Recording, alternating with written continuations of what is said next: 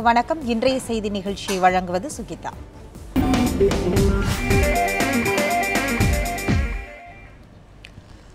மாட்டு இறைச்சிக்காக மாடுகள் மற்றும் கன்றுகள், எருமை மாடுகள், காளைகள், பசுக்கள், ஒட்டகங்கள் என்று அனைத்திற்கும் தடை விதிக்கப்பட்டிருக்கிறது. அவற்றை கொள்வதற்காக தடை விதிக்கப்பட்டிருக்கிறது. இது உணவுசார் பார்வையில் உணவு உரிமை சார்ந்தும், மற்றொரு பார்வையில் ஒட்டுமொத்த உலக மாட்டு இறைச்சி வர்த்தகத்தில் 20% முதல் 3 இடங்களில் 2வது இடத்தை இந்தியா பிடித்திருக்கிறது. மாட்டிறைச்சி ஏற்றுமதியிலும் வர்த்தகத்திலும். அத்தகைய இடத்திலிருந்து வர்த்தகத்திற்கு ஏற்படக்கூடிய பாதிப்பு என்று ஒரு தரப்பும், இதனால் இங்கு இருக்கக்கூடிய அதை மாட்டிறைச்சி வர்த்தகத்தை நம்பியுள்ள வர்த்தக சங்கங்கள், அதனை நம்பி இருக்கக்கூடிய தொழிலாளர்கள் என்று அதனுடைய பாதிப்பு என்றும், மூன்றாவதாக மத ரீதியாக, குறிப்பாக ரம்ஜான் நாளை தொடங்க இருக்கக்கூடிய ஒரு சூழ்நிலையில் ரம்ஜான் நோன்பானது இது போன்ற ஒரு அறிவிப்பு அதற்கு முன்பு வருவதும், ஏற்கனவே பக்ரீத் பண்டிகைகளுக்கு முன்பு குர்பானிக்கு தடை என்ற அந்த அறிவிப்பானதும் மத ரீதியான பார்வையை எழுப்புவதாகவும் இருக்கிறது. இவையெல்லாம் தாண்டி விவசாயிகள் ஏற்கனவே பல கட்டங்களில் சோதனைகளை அனுபவித்து வரக்கூடிய சூழ்நிலையில் இனி இது போன்ற காளைகளை விற்க முடியாமல் என்ன செய்வார்கள்? காளைகளை விற்க வேண்டுமென்றால் ஒருவரிடம் இருந்து வாங்கி 6 மாத கால இடைவேளைக்கு பிறகுதான் விற்க வேண்டும், உரிமம் பெற்றிருக்க வேண்டும் என்று வைத்திருக்கக்கூடிய இந்த புதிய அரசாணையின் விதிமுறைகள் விவசாயத்திற்கு இன்னும் மேலும் ஓப்பானதாக இல்லை என்பது விவசாய தரப்பிலிருந்தும் பல்வேறு தரப்பிலும் கடுமையான எதிர்ப்புகள் எழுந்திருக்கிறது. இது குறித்து இன்றைக்கு மாட்டிறைச்சி தடை குறித்து பல்வேறு கருத்துக்களை நம்முடன் பகிர்ந்து கொள்வதற்காக விடுதலை சிறுத்தைகள் கட்சியுடைய துணை பொதுச் செயலாளர் ஆலூர் ஷானவாஸ் நம்முடன் இருக்கிறார். வரவேற்று நிகழ்ச்சியை தொடங்கலாம். வணக்கம். நேற்றைய அந்த அரசாணை குறித்து உங்களுடைய பார்வை. ஒரு பன்மை சமூக நாடு இந்தியா ஒரு குறிப்பிட்ட சமூகத்தினுடைய பண்பாட்டை ஒட்டுமொத்த நாட்டின் மீதும் திணிக்கிற ஒரு முயற்சியில் மத்திய அரசு தொடர்ந்து ஈடுபட்டு கொண்டிருக்கிறது. இது ஏதோ அவர்கள் நேற்றைக்கு சிந்தித்து நேற்று இரவே அமுல்படுத்திய ஒரு அம்சம் அல்ல. அவர்களுடைய அடிப்படை கொள்கை இது. மத்திய அரசை இயக்குவது பாரதிய ஜனதா கட்சி என்று நாம் நினைத்து கொண்டிருக்கிறோம். அப்படி அல்ல. ஒரு 90 ஆண்டு கால வரலாறு கொண்ட, 90 ஆண்டு கால வயது கொண்ட ஆர்எஸ்எஸ் இயக்கம்தான் இந்த ஆட்சியை இயக்குகிறது. அந்த இயக்கம் மிக தெளிவாக இந்த கோட்பாட்டை முன்வைத்து இயங்கக்கூடிய ஒரு அமைப்பு. எனவே இந்த உரையாடல் மிக நீண்ட காலமாக நடந்து வருகிறது. பசு வதை தடை சட்டம் என்று அவர்கள் காமராஜர் காலத்திலேயே மிகப்பெரிய வன்முறையிலெல்லாம் ஈடுபட்டார்கள். இதெல்லாம் வரலாறாக நமக்கு தெரிகிறது. இப்படிப்பட்ட நேரத்தில் அவர்களுடைய கோட்பாட்டை ஒட்டுமொத்த நாட்டின் மீதும் திணிக்கிற ஒரு அபாயகரமான முயற்சியில் இறங்கி இருக்கிறார்கள். இது கண்டிக்கத்தக்கது. இது இந்த பன்மை சமூக அமைப்பை சிதைக்கிற ஒரு பாசிச நடவடிக்கையாகத்தான் பார்க்க முடியும். அக்கால கொலை பிறகு, ஊனா போராட்டத்திற்கு பிறகு மிகப்பெரிய அளவில் இது ஒரு விவாத பொருளாக கடந்த 2 ஆண்டுகளாகவே பாஜக ஆட்சிக்கு வந்த பிறகிலிருந்தே இது ஒரு பெரும் விவாதமாக மாறி இருக்கிறது. இதனுடைய நீட்சியாக பல்வேறு இடங்களில், அதாவது பல்கலைக்கழகங்களில் கூட மிக பெரும் இதற்கான போராட்டங்களும் காலம் காலமாக நடந்து கொண்டிருக்கிறது. அப்படிங்கிற ஒரு சூழ்நிலையில முதல்ல உணவு உரிமை தளத்திலிருந்து நீங்கள் இந்த தடையை எப்படி பார்க்கிறீர்கள்? இப்ப கேரளா போன்ற மாநிலங்களில் அங்கு மத ரீதியாக கூட அந்த மாநில மக்களுடைய, முழு மக்களுடைய உணவில் முக்கிய அம்சமா இது இடம்பெற்றிருக்கு. மேற்கு வங்கத்தில் அப்படி இருக்கிறது. இப்படி பெரும்பாலான மாநிலங்களில் அப்படி இருக்கும் பொழுது இதை எப்படி முதலில் உணவு ரீதியாக ஒரு உரிமை விருப்பம் சார்ந்த பிரச்சனையை அப்படி பார்க்கிறீங்க? இல்லைங்க, ஒரு பொது உளவியல் கட்டி எழுப்பப்பட்டிருக்குது. அந்த உளவியல் என்னவாக இந்த பிரச்சனைகளை புரிந்து வைத்திருக்குதுன்னா, இந்த உணவு கல்ச்சர், இந்த மாட்டிறைச்சி உண்ணக்கூடிய கலாச்சாரம் என்பது முஸ்லீம்களுடையது, தாழ்த்தப்பட்ட மக்களுடையது என்று சுருக்கி பார்க்கப்படுகிறது. இது அப்படி சுருக்கி பார்க்க முடியுமா அப்படிங்கிற கேள்வி இருக்குது. நீங்கள் இப்போ அழகாக சொன்னீங்க, கேரளாவில் ஒரு மாநில மக்களினுடைய உணவு பழக்கமாக அது இருக்கிறது என்று. இன்னைக்கு கேரள முதலமைச்சர் எடுத்த எடுப்பிலேயே இதை நிராகரித்திருக்கிறார். இந்த சட்டத்தை எங்கள் மாநிலம் ஏற்றுக்கொள்ளாது என்று அறிவித்திருக்கிறார். திரிபுரா மாநில முதல்வர் மாணிக் சர்க்காரும் அதை போன்று அறிவித்திருக்கிறார். இதை நம்ம பார்க்கிறோம். அப்போ இது ஒரு குறிப்பிட்ட மதத்தின் பழக்கமோ அல்லது ஒரு குறிப்பிட்ட சமூகத்தின் பழக்கமோ அல்ல. இந்த சமூகத்திற்குள்ளேயே எத்தனையோ பேர் சாப்பிடாதவர்கள் இருக்கிறார்கள். சாப்பிட மாட்டார்கள் என்று நாம் நினைத்து கொண்டிருக்கிற எத்தனையோ பேர் இதை சாப்பிட்டு கொண்டிருக்கிறார்கள். அதையும் பார்க்கிறோம். இப்போ நான் என்னுடைய குடும்பத்தில் என்னுடைய பாட்டி 93 வயது வரைக்கும் வாழ்ந்தவர்கள்.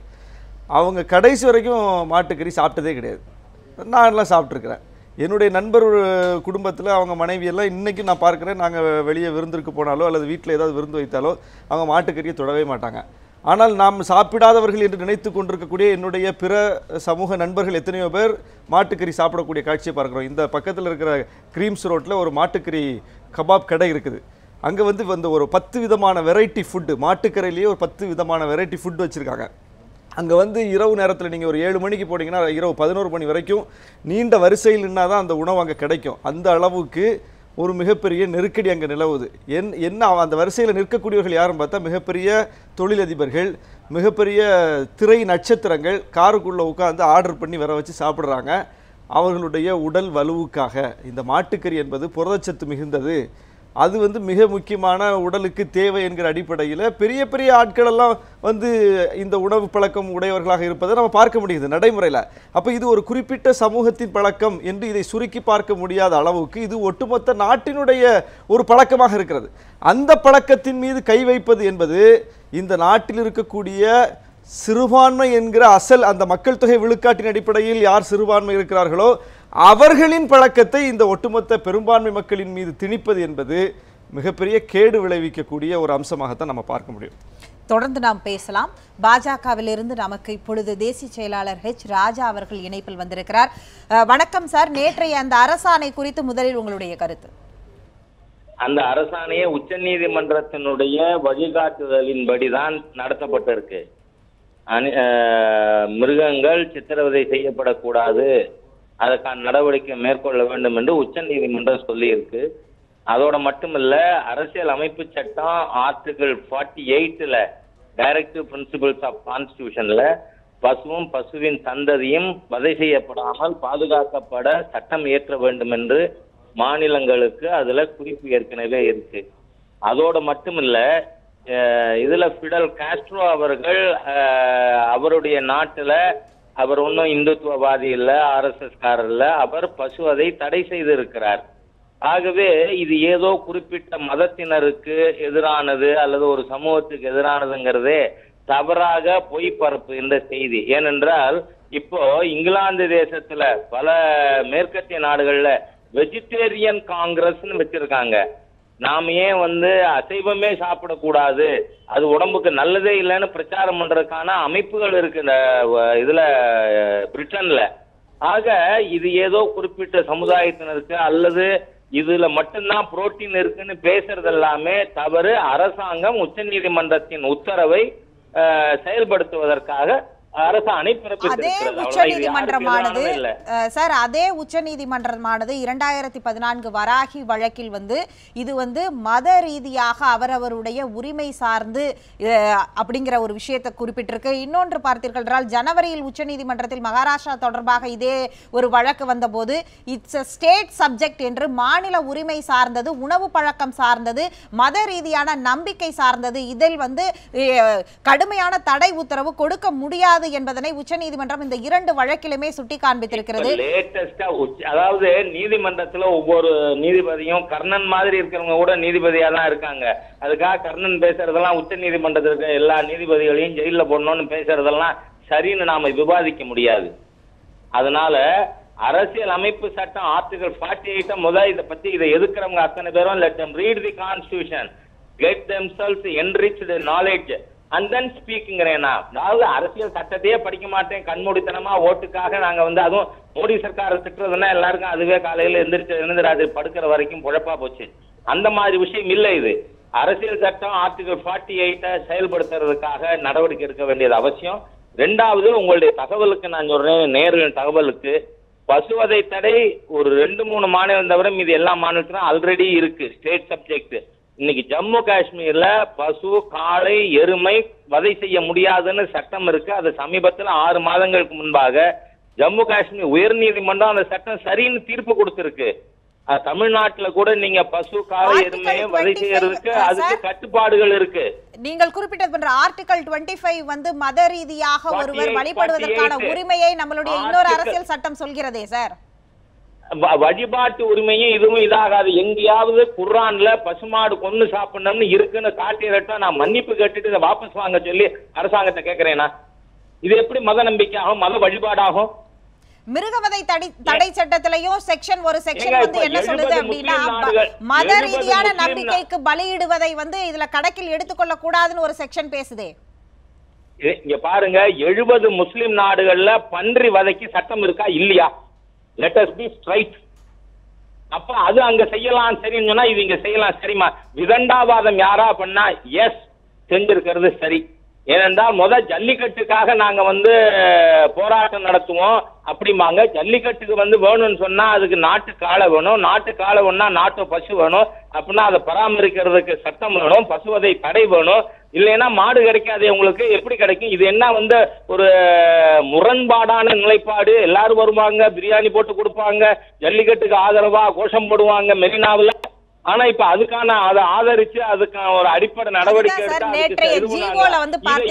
அனைவருமே ஜல்லிக்கட்டுக்கு விரோதமானவர்கள். என்ன ஜல்லிக்கட்டுக்கும் பிரச்சனையாக தான் அந்த ஜீவோ இருக்கிறது. அதாவது நேற்றைய ஜீவோல வந்து பாத்தீங்கன்னா ரொம்ப குறிப்பாக மாட்டுடைய கொம்பில் வந்து வர்ணம் பூசுவதை, பெயிண்ட் அடிப்பது, அது போன்ற வர்ணம் பூசுவது, அலங்காரம் செய்வது, இன்னும் சொன்னால் விவசாயிகள் விவசாயம் செய்யும் பொழுது என்ன செய்வார்கள் என்றால் மாட்டிற்கு வந்து இது மூக்கணாங்கூடு என்று சொல்வார்கள், கிராமங்களில் வாய்க்கூடு போடுவார்கள், அதை போடுவதை கூட தடை என்று அதில் வந்து குறிப்பிடப்பட்டிருக்கிறது. அதற்கெல்லாமே வந்து தடை என்று சொல்லப்பட்டிருக்கிறது, போட்டிருக்கோம், அனுமதிச்சிருக்கு. அதனால let us not confuse public. Modi Sarkar எது பண்ணாலும் அதை நாம விமர்சனம் பண்ணணும், அதுக்கு எதிராக துஷ்பிரச்சாரம் பண்ணங்கிறதே ரொம்ப பேருக்கு பழக்கமா போச்சு. That is wrong. இந்தியாவுடைய பன்மை சமூக அடிப்படையில் நீங்கள் குறிப்பிட்ட இஸ்லாமியர் நாடுகளில் இருக்கக்கூடிய அந்த நாடுகளுக்கான சட்டத்தை இங்கே ஒப்பிட்டு அங்கே விற்பனை செய்யக்கூடிய பன்றிக்கறியை இங்கே ஒப்பிட்டு பேசுவதே எப்படி என்று எனக்கு தெரியவில்லை. நீங்கள் ஒப்பிட்டு பேசுவது அதாவது பொருளாதார உலகமயமாகணும்னு சொன்னா செக்குலரிசமும் உலகமயமாகணும். உலகம் பூரா செக்குலரிசம் இல்ல, ஹிந்து மதத்துக்கு அந்த நாட்டுல வந்து மரியாதை இல்லைன்னா இந்த நாட்டுல மாத்திரம் எப்படி இருக்க முடியுங்கிற கேள்வி பலர் எங்கிட்ட கேட்கறாங்க. நான் கேட்கல உங்கள்ட்ட இப்ப. ஆகவே செக்குலரிசம் should also be globalizedங்கிறேனா, இந்த எங்க இந்துக்களுக்கு முஸ்லிம் நாடுகள் என்ன மரியாதை இருக்கோ அதே மாதிரி என்ன செக்குலரிசம் அங்க இருக்கோ அது மாதிரி செக்குலரிசம் தானே இந்தியாவில் இருக்கணும்னு முஸ்லிம்கள் கேட்க முடியும். ஆகவே நீங்க அனாவசியமா இந்த தேசத்துல இந்துக்களை எதிர்த்து பேசுறதே தமிழ்நாடு மீடியாவுக்கும் வந்து ஒரு இதா போயிருக்கு. இது மத உணர்வே கிடையாது. Constitutional duty article 48 says cow and its progeny should be protected. மதத்தை தாண்டி ஒருவருடைய உணவை நீங்கள் இந்த உணவை சாப்பிட கூடாது என்று எப்படி சொல்ல முடியும்? உலக நாடு முழுக்க இருக்குங்க. இப்ப மான்கறி சாப்பிட முடியுமா? இப்ப மான்கறி சாப்பிட்டா அரசாங்கம் கைது பண்ணுமா பண்ணாதா? அது உங்க உணவு பழக்கம்னு பேச முடியுமா? என்ன இது வந்து அறிவுக்கு உகந்ததாக எனக்கு தெரியலையே. இல்ல சரி சரி, உங்களுடைய வாதத்திற்கே மான்கறி சாப்பிட முடியுமா என்ற கேள்விக்கு அடுத்தபடியாக பார்க்கும் பொழுது விவசாயிகள் காளைகளை என்ன செய்வார்கள் அப்படிங்கிற ஒரு கேள்வி வரும். அப்ப இது அருகி வரக்கூடிய ஒன்றாக மாறாதா? அதனால் தானே ஒரு காலகட்டங்களில் மான்கறிக்கெல்லாம் தடை இருந்திருக்கிறது. அருகி வரக்கூடிய இனங்களாக அது பார்க்கப்பட்டதுடைய அடிப்படையில தானே அந்த மாதிரியான ஒரு முக்கியத்துவம்லாம் அதற்கு கொடுக்கப்பட்டது. நாளை இதே நிலைமை தானே காளைகளுக்கும் வரும். அதாவது இந்த நாட்டுல முதல்ல அரசாங்கம் இப்ப புதிதாக பேசுற மாதிரி இருக்கு. 1989 அட்லாண்டாவில் வேர்ல்டு ஆர்கானிக் ஃபார்மிங் கான்பரன்ஸ்லயே விஷம் இல்லாத உணவு மக்களுக்கு தர வேண்டியது அரசாங்கத்தின் முதல் கடமைன்னு. இன்னைக்கு அப்படின்னா ஆர்கானிக் ஃபார்மிங் வேணும், இயற்கை விவசாயம் வேணும். இயற்கை விவசாயம் வேணும்னு சொன்னா அதுக்கு கால்நடை இனங்கள் பராமரிக்கப்பட வேண்டும், பாதுகாக்கப்பட வேண்டும். கொஞ்சம் கொஞ்சமா அது மூவ் டுவர்ட்ஸ் நேச்சுரல் ஃபார்மிங். அதுக்கு இந்த சட்டம் உறுதுணையாக இருக்கும். நிகழ்ச்சியில் பங்கேற்று உங்கள் கருத்துக்களை பகிர்ந்து கொண்டதற்கு மிக்க நன்றி சார். அவர் நிறைய பேசியிருக்காரு, நான் ஒவ்வொன்றா மறுக்கணும். அதாவது முதல்ல அடிப்படையில் அவர் நீதிபதி கர்ணன் போன்றவர்கள் பதவியில் வந்து அமர்ந்ததுனால இது மாதிரியான தவறான தீர்ப்புகள் வந்ததுன்னு ஒரு அப்பட்டமான ஒரு சாதிய தாக்குதலை நடத்தியிருக்கிறார். நீதிபதி கர்ணன் போன்றவர்கள்லாம் ஏன் வரக்கூடாதா? அவன் நீதிபதிகளை வரக்கூடாதா? அப்போ இவர்களை போன்றவர்கள் தான் அந்த ஸ்தானத்தில் வந்து அமர்ந்திருக்கணுமா? குமாரசாமி சட்டத்திற்கு எதிராக தீர்ப்பு கொடுத்து ஒரு மிகப்பெரிய அளவுக்கு ஒரு ஊழலுக்கு துணை போனாரா? அப்படிப்பட்ட ஒரு நீதிபதியை கண்டிப்பதற்கு இவங்களுக்கெல்லாம் துப்பு இருக்குதா? முதல்ல அப்படி ஏதோ தவறான சட்டத்திற்கு புறம்பான தீர்ப்பை நீதிபதி கர்ணன் கொடுத்திருக்கிறாரா? அப்போ எவ்வளவு பெரிய அப்பட்டமான சாதிய உணர்வோடு இவர்கள் இருக்கிறார்கள் என்பதற்கு இவருடைய வாக்குமூலமே சாட்சியாக இருக்கிறது ஒன்று. இன்னொன்று, வெளிநாடுகளிலெல்லாம் இன்றைக்கு அசைவத்தை தவிர்க்கக்கூடிய கல்ச்சர் வளர்ந்து கொண்டிருக்கிறதுங்கிறாரு. இவர் எந்த நாட்டுக்கெல்லாம் போனாருன்னு தெரியல. நான் போயிருக்கிறேன், அமெரிக்கா சுற்றி இருக்கிறேன், கனடா சுற்றி இருக்கிறேன், பல மேலை நாடுகளில் சுற்றி இருக்கிறேன். எங்கே போனாலும் மாட்டுக்கறி தான். அங்கெல்லாம் எவ்வளவு பெரிய ஷாப்பிங் மால் போனாலும் மாட்டுக்கறியை வகை வகையாக ஸ்லைஸ் போட்டு வகை வகையாக பேக்கிங் பண்ணி வச்சிருக்கிறாங்க பார்வைக்கு, விற்பனைக்கு. மாட்டுக்கறி உணவு தான் அங்கெல்லாம் பெரிய உணவே. அதுவும் குளிர் பிரதேசங்கள்ல மாட்டுக்கறி வந்து மிக முக்கியமான உணவாக இருக்கிறது. நீங்க நோபல் பரிசு பெற்ற சயின்டிஸ்ட் பட்டியெல்லாம் எடுத்து ஹெச் ராஜா அவர்களை பார்க்க சொல்லுங்க. அதுல வந்து 99 விழுக்காடு பேர் மாட்டுக்கறி சாப்பிடக்கூடியவர்கள். அறிவுக்கும் இவர்கள் சொல்லக்கூடிய இந்த உணவு பழக்கத்துக்கு என்ன எதிரி இருக்குது? ஏதோ மாட்டுக்கறி இருப்பது வந்து உடம்பையே கெடுத்துரும், அது வந்து மூளையை மழுங்க வைக்கணும் என்பது போன்ற ஒரு பிரச்சாரத்தில் அவங்க ஈடுபடுறாங்க. பெரிய பெரிய கண்டுபிடிப்புகளை நிகழ்த்தியெல்லாம் மாட்டுக்கறி உணவக்கூடிய விஞ்ஞானிகளாக தான் இருக்கிறாங்க. மாட்டுக்கறி கல்ச்சர் என்பது ஏதோ ஒரு குறிப்பிட்ட சமூகத்தின் கல்ச்சர் அல்ல. அவர் சொன்னார், குரான்ல ஒரு வசனம் இருக்குதா எடுத்து காட்டுங்க, பசுவை கொல்லலான்னு வசனம் இருக்குதான்னு கேட்டார். மாட்டை கொல்லலான்னு வசனம் இருக்குதா, நான் வாபஸ் வாங்கிக்கிறேன்னார். நான் என்ன கேட்குறேன், இது வெறும் முஸ்லீம்களுடைய பிரச்சனையாக சுருக்கி பார்ப்பதனுடைய விளைவு இது. இங்கே இருக்கக்கூடிய கோயில்களில் வந்து பள்ளியிடுறாங்களா இல்லையா? அது என்ன குரானின் வழிகாட்டுதெல்லாம் பள்ளியிடுறாங்களா? அவங்க குரானின் வழிகாட்டுதலே முஸ்லீம்கள் பள்ளியிடுறாங்கன்னா அது வேற. ஆனால் இங்கே நாட்டினுடைய பெரும்பான்மை மக்களாக இருக்கக்கூடிய இந்து மக்கள் தங்களுடைய கோயில் விழாக்களில் தங்களுடைய நேர்த்திக்கடனை நிறைவேற்றுவதற்கு மாடுகளை பலியிடுகிறார்களா இல்லையா? இன்னைக்கு அதற்கு சேர்த்து தானே இந்த சட்டம் ஆப்படிச்சிருக்குது.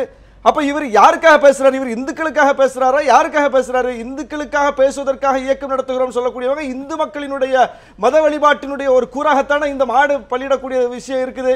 அப்ப இவர்கள் இந்துக்களுக்கும் எதிரானவர்கள். இதைத்தான் நாங்கள் தொடர்ந்து அமலப்படுத்திட்டு வரோம். இது ஏதோ முஸ்லீம்களுக்கு எதிரான சட்டம்னு சுருக்கி பார்க்க கூடாது. இது ஒட்டுமொத்த இந்த நாட்டினுடைய பெரும்பான்மை மக்களுக்கு எதிரான சட்டம்.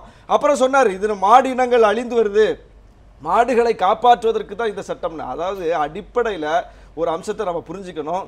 இந்த மாடு என்பது எப்போது விற்பனைக்கு சந்தைக்கு வரும்? அது கன்றா இருக்கும்போது வராது. 90 விழுக்காட்டுக்கு மேலே அது கன்றாக இருக்கும்போது வராது. அந்த கன்றை வளர்த்து அவன் பால் கறக்க மட்டும் பால் கறந்து அதை விற்பனை செய்து அதன் மூலம் பொருளீட்டி ஒரு மாட்டை வாங்குவான். இதுதான் இந்த அடுக்குமுறை. ஒரு விவசாயி ஒரு மாட்டை வளர்க்கிறான் என்றால் மாடு அவர் வளர்ப்பதாக சொல்றாரு, வளர்ப்பதாக போட்டோல போஸ்ட்லாம் கொடுத்துருக்கிறாரு. அவருக்கு உண்மையிலே இந்த விஷயம் புரிஞ்சிருக்கிறான்னு தெரியல. அப்போ அந்த ஒரு சுழற்சி முறையில் பொருளீட்டக்கூடிய ஒரு விஷயமா தான் ஒரு விவசாயிக்கு அந்த மாடு பயன்படுது.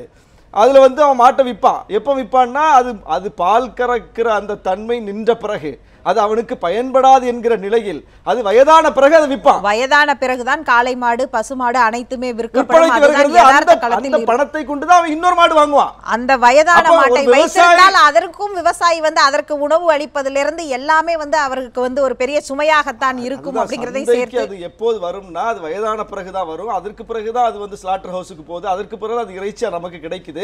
அந்த பணத்தை கொண்டுதான் அவன் இன்னொரு மாடு வாங்கி இன்னும் பால் உற்பத்தியை பெருக்குவான். ஆக பால் உற்பத்தி பெருக்கம் என்பதே இந்த சந்தைக்கு இந்த வயதான மாடு இறைச்சிக்காக வருவதில் தான் இருக்குது. அந்த தொழிலே மேம்படுவதே இதனால தான். இவங்க அதுக்கு என்ன தனியா நிதி ஒதுக்கி விவசாயிகளை அழிக்கக்கூடிய அளவுக்கு சட்டம் போட்டுக் கொண்டிருக்கக்கூடிய இந்த ஒரு கும்பல் வந்து இன்னைக்கு விவசாயிகளை பத்தி கவலைப்படுறேன்னு சொல்றது. கண்டிப்பாக கும்பல் என்ற வார்த்தையை நீங்கள் மீண்டும் பெற்றுக் கொள்ளுங்கள். அப்படி வந்து பொதுவாக இப்படியான நிகழ்ச்சிகளில் நீங்கள் அந்த வார்த்தையை நீங்கள் உங்களுடைய கட்சி கூட்டங்களில் அந்த வார்த்தையை பயன்படுத்துங்கள். இந்த இடத்தில் அப்படியான வார்த்தையை பயன்படுத்தாதீர்கள். செய்யக்கூடியவர்கள் கட்டாயமாக கும்பல். வர்த்தக அடிப்படையில் பார்க்கும் பொழுது மாட்டிறைச்சி அப்படிங்கிறது வந்து ஒட்டுமொத்த உலகத்திலேயே பார்த்தீர்கள் என்றால் இரண்டாவது பிரேசிலுக்கு அடுத்தபடியாக இந்தியா தான் இருக்குது அந்த வர்த்தகத்தில். 20% உலக வர்த்தகத்திலையும் அதோடைய பங்கு இருக்குது. இங்கேயும் சரி உள்நாட்டிலையும் இப்போ கோவா போன்ற மாநிலங்களில் டூரிசத்தில் மிகப்பெரிய பங்கு வந்து இந்த மாட்டிறைச்சியுடைய பங்கு இருக்குது. எல்லா மாநிலங்களுக்கும் இங்கு வரக்கூடிய சுற்றுலா பயணிகளுக்கான மாட்டிறைச்சின்னு அவர்களுடைய உணவு பழக்கத்தில் ஒன்றாக இருக்கிறதற்கு இவ்வளவு பிரச்சனைகள் இருக்கும்போது இதை தடை அப்படிங்கிறது மூலமாக வரக்கூடிய விளைவுகள், இதனால் வரக்கூடிய பொருளாதார இழப்பு அப்படிங்கிற பார்வையில் உங்களுடைய இது? அதாவது வளர்ச்சி என்கிற முழக்கத்தை முன்வைத்து தான் மோடி நாட்டை பிடித்தார். அதை வந்து நம்பிய இளைஞர்கள், இந்த சோசியல் மீடியாவில் இயங்கக்கூடியவர்கள் மோடியை பெரிய அளவில் கொண்டாடினார்கள், வேலைவாய்ப்பு பெருகும் என்றெல்லாம். ஆனால் இன்றைக்கு 3 ஆண்டு கால நிறைவில் என்ன வந்திருக்கிறது என்றால் வேலைவாய்ப்பு அடியோடு ஒளிந்திருக்கிறது என்கிற ஒரு புள்ளி விவரம் தான் வந்திருக்கிறது. ஒளிந்திருக்கிறது என்பதை விட இப்படிப்பட்ட நடவடிக்கைகளால் மோடி அரசு ஒழித்து கொண்டிருக்கிறது வேலைவாய்ப்பை. அதைத்தான் நான் பார்க்கணும். புதிய வேலைவாய்ப்புகளை உருவாக்காதது ஒன்று, இருக்கிற வேலை வாய்ப்பையும் பறிக்கக்கூடிய அளவுக்கு ஒவ்வொரு சட்டமாக வந்து கொண்டிருக்கிறது. ஏற்கனவே விவசாய வேளாண் பெருங்குடி மக்கள் மிகப்பெரிய பாதிப்பை சுமந்து கொண்டிருக்கிறார்கள், போய் நடுரோட்டில் அலைந்து கொண்டிருக்கிறார்கள் தலைநகர் டெல்லியில். அதுபோல இன்றைக்கு இப்படிப்பட்ட ஒரு நடவடிக்கையின் மூலம் இது சார்ந்த தொழில்கள் அத்தனையும் பாதிக்கப்பட போகிறது. இந்த தொழிலில் பாதிக்கப்பட போகிறது யாருன்னு பார்த்தா இந்த தொழிலை நம்பி நடத்தி கொண்டிருக்கக்கூடிய அடித்தட்டு மக்கள் தான். இவர்கள் இதைத்தான் தடை செய்கிறார்கள். அதாவது நாட்டுக்குள் சந்தைகளில் மாடுகளை விற்பனை செய்வது என்பதை தடுத்திருக்கிறார்கள். இறைச்சி கூடத்திற்கு வருவதற்கு சட்டம் போட்டிருக்கிறார்களே தவிர இதே மாட்டை கொண்டு போய் வெட்டி ஸ்லைஸ் போட்டு நீங்கள் வெளிநாட்டுக்கு பேக்கிங் போட்டு அனுப்புறதுல வந்து இந்தியா இன்றைக்கு உலகத்திலேயே 2வது இடத்தை வகிக்கக்கூடிய அளவுக்கு அந்த ஏற்றுமதியில் கொடிகட்டி பறக்குது. அந்த ஏற்றுமதியில் ஒட்டுமொத்த நாட்டு மக்களும் ஈடுபட்டிருக்கிறாங்களா பார்த்தா அது இல்லை. ஒட்டுமொத்த நாட்டு மக்களும் அடித்தட்டு மக்களும் விவசாய பெருங்குடி மக்களும் மாடு விற்பனை இறைச்சி கடை நடத்துவது என்கிற வர்த்தகத்தில் ஈடுபட்டிருக்கிறார்கள். ஆனால் இதை வெளிநாட்டுக்கு ஏற்றுமதி செய்வதில் யார் ஈடுபட்டிருக்கிறார்கள்? இவர்கள் சொல்லக்கூடிய குர்ஆனின் அடிப்படையில் பின்பற்றக்கூடிய முஸ்லிம்களா வெளிநாட்டுக்கு ஏற்றுமதி செய்கிறார்கள்? மாட்டை வந்து பசுவாக கோமாதாவாக வணங்குவோம் என்று சொல்லக்கூடிய இவர்களினுடைய இனத்தை சார்ந்தவர்கள் தான் இன்றைக்கு அந்த பட்டியலில் இருக்கிறார்கள். நீங்க வந்து எக்ஸ்போர்ட்ஸ்ல யாரெல்லாம் இருக்காங்கன்னு பாருங்க. அரபு பெயர் வைத்திருக்கிறார்கள். அரபு பெயரில் நடத்தக்கூடிய கம்பெனியினுடைய உரிமையாளர் யாராக இருக்கிறார் பார்த்தா ஒரு ஆதிக்க சமூகத்தை சார்ந்தவர். நாங்கள் மாடை கோமாதாக வணங்குவோம் என்று சொல்லக்கூடியவர்கள் தான் இருக்கிறார்கள். இதுதான் விவரம். அதே மாதிரி உத்தரப்பிரதேசத்தில் தான் இன்றைக்கு இந்தியாவிலேயே அதிகமான எக்ஸ்போர்ட்ஸ் ஆகக்கூடிய இறைச்சி கூடங்கள் இறைச்சி நிறுவனங்கள் வந்து உத்தரப்பிரதேசத்தில் இருக்குது. அப்போ இவர்கள் சொல்வதில் அப்பட்டமான பொய். நாட்டு மக்களை மதவெறி அடிப்படையில் ஒரு மதத்திற்கு எதிராக திருப்பி ஒரு பொது கருத்தை உருவாக்குவதற்கு இப்படி ஒரு பக்கம் சொல்லிக்கொண்டு இன்னொரு பக்கம் அதே மாட்டை கொன்று வெளிநாட்டிற்கு ஏற்றுமதி செய்வதிலும் அதில் அந்நிய செலாவணி ஈட்டுவதிலும் அதில் மிகப்பெரிய பொருளாதாரம் ஈட்டுவதிலும் இந்த அரசு தான் முன்னணியில் இருக்கிறது. குறிப்பாக இந்திய வரலாற்றிலேயே மோடி அரசினுடைய இந்த 3 ஆண்டு காலத்தில் தான் மாட்டுக்கறி ஏற்றுமதி மிகப்பெரிய உச்சத்தை தொட்டிருக்கிறது. பிரேசிலுக்கு அடுத்த இடத்தில் இந்தியா இன்றைக்கு வந்திருக்கிறது. பிரேசிலையே இனி முன்னேறிவிடும் என்கிற அளவுக்கு இந்தியா போய்கிட்டு இருக்குன்னு சொல்றாங்க. அப்புறம் அவர் பேசும்போது இன்னொன்று சொன்னாரு, அரபு நாடுகள்ல எல்லாம் வந்து பன்றிக்கு வந்து தடை இருக்குது அப்படின்னாரு. இவரை வர சொல்லுங்க, துபாய்க்கு நான் போய் காட்டுறேன். மிகப்பெரிய ஷாப்பிங் மால், அதில் இன்னும் சொல்ல போனால் ஃபார் நான் முஸ்லிம்ஸ்னு போர்டோட அந்த முஸ்லீம் அல்லாத மக்களுக்கு அவர்கள் விரும்பக்கூடிய உணவை கொடுக்கக்கூடிய நடைமுறை இன்றும் இருக்கிறது. எத்தனை அரபு நாடுகளை இவர் காட்டணும்னு சொல்லுங்க. அப்போ பொய்யை பேசி கொண்டிருக்கிறார்கள். முதல்ல அதெல்லாம் ஒரு செக்யுலர் ஸ்டேட் கிடையாது. மத அடிப்படையிலே நாங்கள் ஆட்சி செய்கிறோம் என்று அறிவித்துக் கொண்டவர்கள், ஒரு மதத்தை தங்களுடைய ஆட்சியின் சட்டமாக ஏற்றுக்கொண்டவர்கள். இன்னும் சொல்லப்போனால் ஜனநாயக நாடே கிடையாது. மன்னராட்சி நடக்கக்கூடிய அரபு நாடுகளில் கூட நீங்க வந்து பன்றிக்கறிக்கு என்று தனியாக அவர்கள் செக்ஷன் வைத்திருக்கிறார்கள். இது மன்னராட்சி நடக்கக்கூடிய நாடா? இது ஒரு குறிப்பிட்ட மதத்தின் அடிப்படையில் நடக்கக்கூடிய நாடா? நீங்க எதோட ஒப்பிடுறீங்க? அவன் கூட அங்க கொடுக்குறான். இங்கே மக்களாட்சி நடைபெறக்கூடிய நாட்டில் செக்யூலர் ஸ்டேட்ல வந்து நீங்க ஒரு மதத்தின் அடிப்படையில் முடிவெடுப்பதை வந்து அப்படி எடுத்துட்டு அதையே முன்னுதாரணம் காட்டுவது, அரபு நாடுகளை முன்னுதாரணம் காட்டுவது மிக மோசடித்தனம். இது நம்ம சொல்லி ஆகணும். மிக முக்கியமாக இதுல இவர்கள் சொல்வது அனைத்துமே ஒரு குறிப்பிட்ட மக்களை காயப்படுத்தி ஒரு பெரும்பான்மை வாக்குகளை அதன் மூலம் அறுவடை செய்வதுங்கிற அஜெண்டாவில் இருந்து செய்யக்கூடிய வேலைகள்.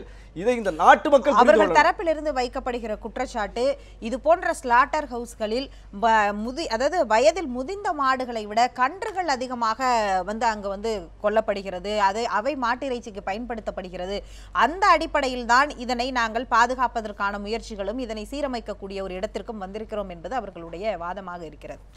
அதாவது ஒரு தொழிலை முறைப்படுத்துவது என்பது வேறு, ஒரு தொழிலையே முற்றாக ஒழிப்பது என்பது வேறு. இவர்கள் முறைப்படுத்துகிற வேலையை செய்கிறார்களா அல்லது ஒழிக்கிற வேலை செய்கிறார்கள்ங்கிறதா கேள்வி.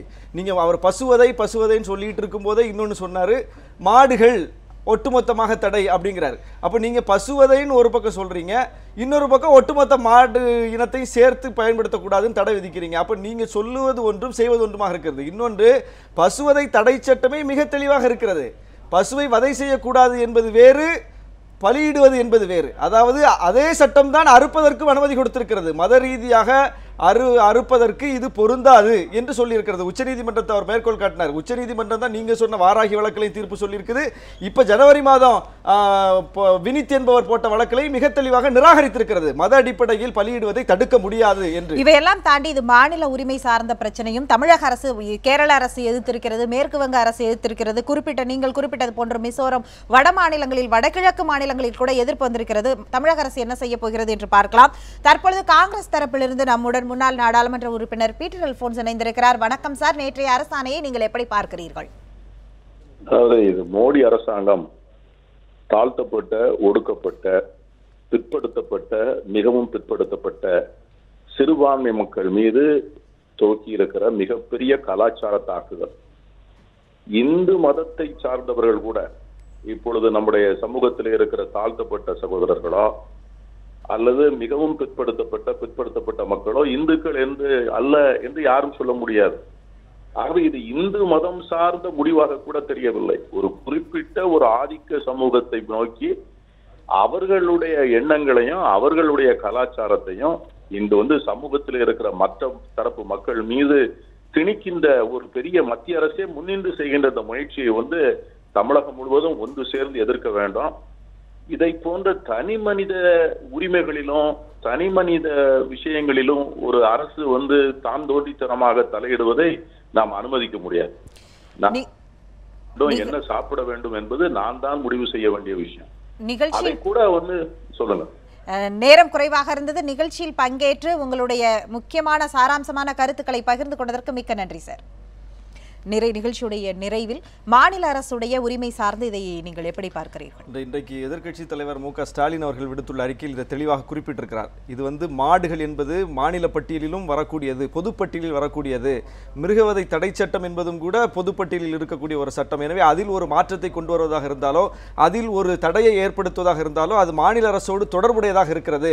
ஆனால் மாநில சுயாட்சியவே கேள்வி எழுப்புகிற அளவுக்கு மத்திய அரசு தன்னிச்சையாக நாடாளுமன்றத்தை கூட்டாமல் விவாதிக்காமல் இப்படிப்பட்ட ஒரு சட்டத்தை அறிவிப்பாக செய்திருப்பது கண்டிக்கத்தக்கது. இது மாநில உரிமைக்கு எதிரானது என்று சொல்லியிருக்கிறார். அதுதான் உண்மை. மாநில அரசு இப்போது என்ன செய்ய போகிறது? அதுதான் இன்றைக்கு எடப்பாடி அரசின் மீது எழுந்திருக்கிற கேள்வி. இது ஒரு செக்குலர் அரசு என்று சொல்வது உண்மை என்றால், அதிமுக ஒரு திராவிட இயக்கத்தின் அடிப்படையில் வந்த இயக்கம் என்று சொல்வது உண்மை என்றால், அவர்கள் இன்றைக்கு பினராயி விஜயன் எதிர்குரல் எடுத்திருப்பது போல, மாணிக் சர்க்கார் எதிர்குரல் எடுத்திருப்பது போல இது குறித்து பேச வேண்டும். ஆனால் இவர்கள் பேசுவார்கள் என்பது மிகப்பெரிய கேள்வியாக இருக்கிறது. தொடர்ந்து நாம் அது குறித்து பார்க்கலாம். நிகழ்ச்சியில் பங்கேற்று உங்களுடைய கருத்துக்களை நீங்கள் பகிர்ந்து கொண்டதற்கு மிக்க நன்றி. மற்றும் ஒரு நிகழ்ச்சியில் சந்திக்கலாம். நன்றி, வணக்கம்.